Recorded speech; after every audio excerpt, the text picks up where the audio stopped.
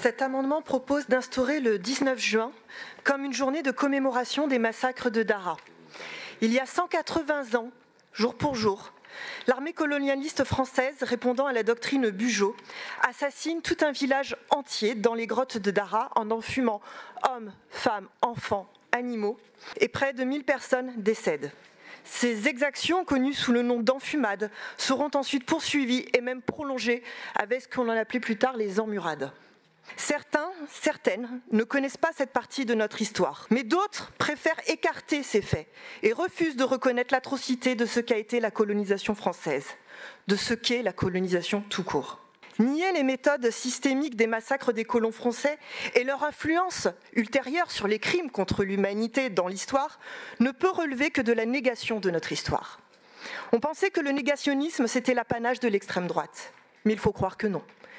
Retailleau quand il parle des belles heures de la colonisation, ou encore quand le journaliste Jean-Michel Apathy est écarté de l'antenne pour avoir juste rappelé des faits historiques. Il y a eu bien peu de voix comme celle d'Aymeric Caron pour défendre la vérité historique et affronter le confusionnisme ambiant. Car ce confusionnisme n'est pas un hasard. Il est bien le fruit de cette gangrène du colonialisme, comme le dit Aimé Césaire. Oui, beaucoup n'ont pas rompu en réalité avec cet esprit de colonialisme quand il se déroule sous nos yeux. Ça y est, je peux continuer, merci.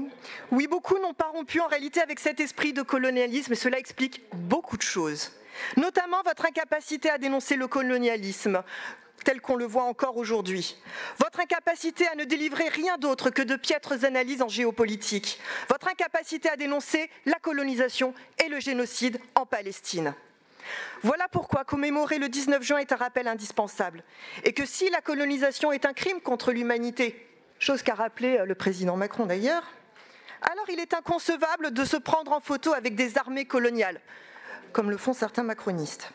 De parler de cancer pour désigner une population et de n'avoir rien dit sur l'arrestation illégitime et illégale d'une élue, d'une députée française comme Rima Hassan et du journaliste Yanis Madi.